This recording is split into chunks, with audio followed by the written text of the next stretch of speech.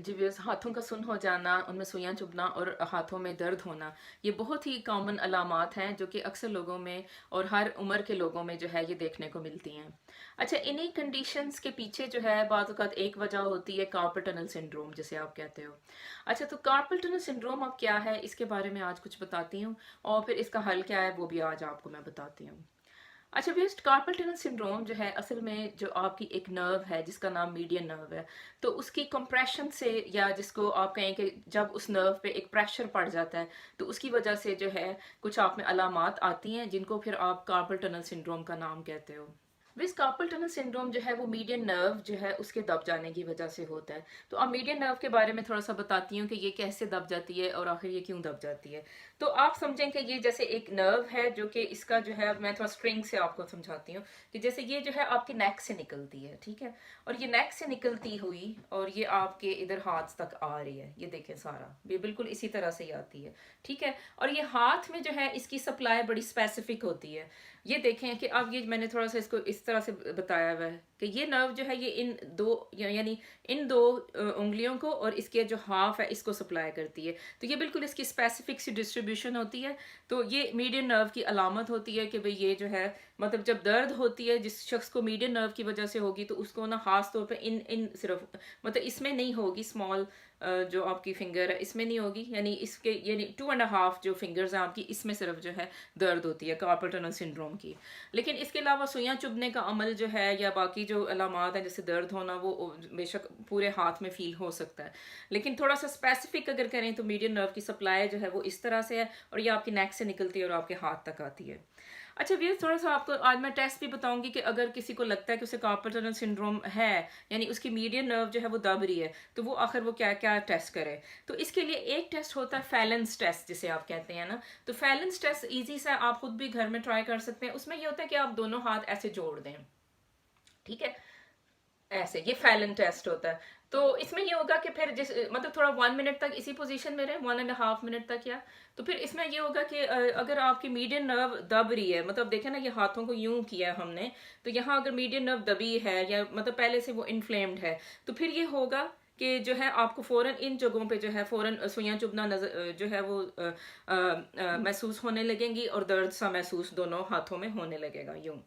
क्योंकि carpal tunnel में होता ये है कि भाई आपको जो है हो ज्यादातर लोगों को अलामात जो है वो रात के वक्त ज्यादा आती हैं, यानी उनको दर्द बहुत ज्यादा होता है, सुइयां चुभने का अमल भी जो है वो सोते सोते ज्यादा होता है। लेकिन दिन के वक्त बाज़ औक़ात वो इतना ज्यादा फील नहीं करते, या दिन के वक्त भी हो तो वो दिन के किसी खास हिस्से में जो है वो दर्द होता है हाथों में, उसके बाद वो ठीक हो जाते हैं। अच्छा, एक फैलेंस टेस्ट हमने बता दिया। अच्छा, अब दूसरा टेस्ट होता है उसको आप कहते हैं टिनल्स टेस्ट ना। टिनल्स टेस्ट ये है कि उसमें जो आप हाथ जो है आपने इसको यानी ऐसे रख दिया, अब थोड़ा सा मेरे पास स्पेस की कमी है तो मैं थोड़ा सा, अच्छा, तो इसमें ये होता है कि इसको अगर आप टैप करते हैं इस जगह को इस तरह से,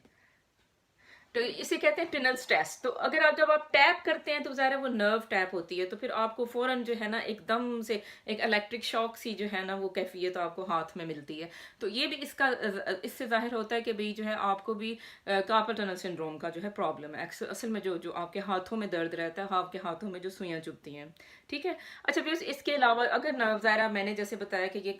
मतलब नेक से निकल रही है तो हो सकता है कि असल जो मसला है वो नेक में हो, तो उसके लिए भी टेस्ट होता है कि आप दोनों हाथ ऐसे बिल्कुल बिल्कुल स्ट्रेट करके ऐसे ऊपर करें ना, और फिर हाथों को थोड़ा जो है ना 2 मिनट ऐसे ऐसे करते रहें।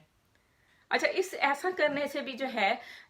कभी जो है अगर नर्व यहाँ पे दब रही है तो या उसको जो है जैसे एक वो जैसे एक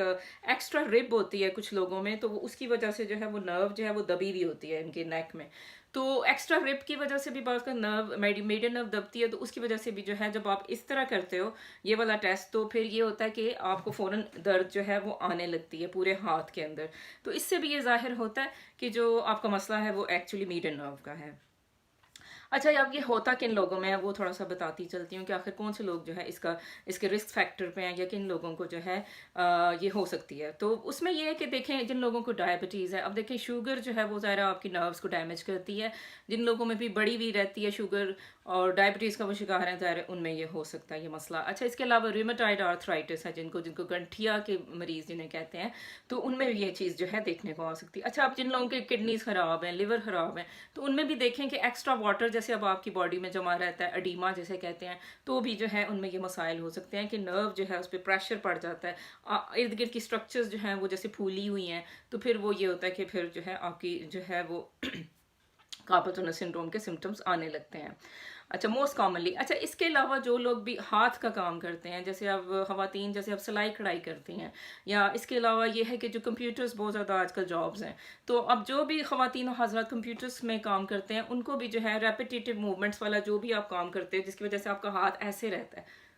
तो उसकी वजह से भी जो है आप में कार्पल टनल सिंड्रोम के सिम्टम्स आ जाते हैं। अच्छा, तो अब व्यूअर्स इसको अब अवॉइड कैसे करें, इस पर थोड़ी सी बात करते हैं। अच्छा व्यूअर्स, इसको जैसे अब ज़ाहिर है रात के वक्त आपको दर्द रहता है और आप लोग जो है परेशानी का शिकार रहते हैं, तो उसके लिए बेहतर है कि आप अपने पास जो है एक पिलो रख के सोएं और अपना हाथ जो है आपका यूं करके उस पर हाथ रख के सोएं, यानी ये पोजीशन जो है ना हाथ की ऐसे रहे, ठीक है। तो इसके अलावा अभी आपको जो है आपको जो है ना इसके लिए स्प्लिंट्स भी मिलते हैं, जिसमें आपने अपना हाथ जो है सीधा रखना होता है। एक्चुअली हम जो है वो रिस्ट को सपोर्ट करना चाहते हैं, तो उसके लिए स्प्लिंट्स जैसे अब आपको नजर आ रहे हैं, तो ये स्प्लिंट आपको हर वक्त पहने रखना होता है ताकि हाथ आपका बिल्कुल ऐसी पोजीशन में रहे। तो ये भी जो है एक तरीका होता है कि इसको कार्पल टनल सिंड्रोम को अवॉइड करने का।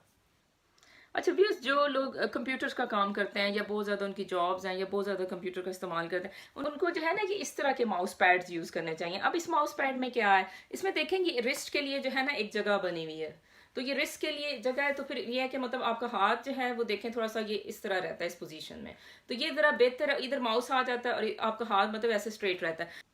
अच्छा व्यूअर्स, कुछ एक्सरसाइजेस बता देती हूँ जो कि कार्पल टनल सिंड्रोम जिन लोगों को हो चुका है वो कर सकते हैं, और इससे भी जो है उनकी जो है कार्पल टनल सिंड्रोम में फ़र्क पड़ेगा, ठीक है। तो इसमें सबसे पहले देखें, आपको हाथ को जो है वो ऐसे ऐसे करते रहें। ज़रा अब जिन लोगों को दर्द होता है वो ज़रा बहुत ज़्यादा जो है वो मूव नहीं कर पाएंगे, ठीक है, लेकिन ये है कि इसमें यह है कि हाथ को जो है यूं यूं करें, ठीक है। नंबर पे देखें, हम जब ऐसे करते हैं तो ये दर्द होता है, तो अब हमने जो एक्सरसाइज करनी है वो ऐसे वाली करनी है, ठीक है। तो हमने यानी ये इसको जैसे अपना हाथ किसी भी जगह जैसे टेबल की मतलब कॉर्नर पे रख दें, ठीक है, तो अपना हाथ ऐसे नीचे फ्री जो है ना आपने छोड़ें, और फिर जो है इसको ऐसे ऐसे करें, यानी इसको ऊपर नहीं लाना, इसको जरा नीचे की तरफ लेके जाना यूं। तो इससे भी जो है आपके थोड़ा कार्पल टनल सिंड्रोम के जो है वो अलामात में थोड़ा सा कंट्रोल होगा, जो अगर आप रोज़ाना एक्सरसाइज करेंगे। अच्छा, कुछ लोग कहते हैं फिर वो ऐसे ऐसे करें, अगर आप ये कर सकते हैं तो अब जिनको ज़्यादा दर्द है तो वो ज़्यादा ये नहीं कर पाएंगे, तो ये भी जो है ना एक एक्सरसाइज होती है। या फिर ये होता है कि हाथ जो है ना ऐसे करके दीवार को मतलब दोनों हाथ दीवार को ना ऐसे प्रेस करें, तो ये भी एक तरीका होता है कि आपकी जो है नर्व की जो इन्फ्लेमेशन है वो दूर हो और जो है आपके अलामात जो है वो कंट्रोल हो। इसके अलावा जो है आप एंटी इन्फ्लेमेटरी लेंगे, ज़ाहिर एनसेड्स जो हैं ब्रूफिन वगैरह वो ज़ाहिर डॉक्टर्स प्रिस्क्राइब कर देते हैं, उसके लिए ली जाती हैं। इसके अलावा ज़ाहिर आप अपनी खुराक में शामिल करें एंटी इन्फ्लेमेटरी फूड्स हैं, जैसे आप अदरक का इस्तेमाल जो है ज़्यादा कर दें, तो इससे ये है कि जो इन्फ्लेमेशन है नर्व की तो वो जो है वो ठीक हो जाएगी। अच्छा, इसमें थोड़ा सा बताऊं कि बाद का जो है कुछ भी इसका हल नज़र नहीं आता डॉक्टर्स को, तो फिर ये है कि सर्जरी एडवाइस की जाती है। तो सर्जरी में यही होता है कि ये देखें, ये जो एरिया एक्चुअली जो आपका होता है इसी को ही कार्पल टनल कहते हैं, जिसमें से नर्व गुजरी होती है, तो उसके ऊपर एक बैंड सा होता है, तो उस बैंड को जो है वो काट दिया जाता है और फिर नर्व जो है वो ज़रा सी फ्री हो जाती है। तो इसको जो है वो कार्पल टनल सर्जरी बाज़ का फिर करवानी पड़ती है। छोटा सा प्रोसीजर है, उसके लिए कोई बहुत ज़्यादा आपको मतलब परेशान होने की ज़रूरत नहीं होती, लेकिन यह है कि फिर एक्सट्रीम पे जब ये चीज़ें चली जाती हैं तो फिर सर्जरी जो है उसका ट्रीटमेंट बन जाती है। तो बस ये छोटी सी वीडियो थी आप लोगों के लिए। Thank you.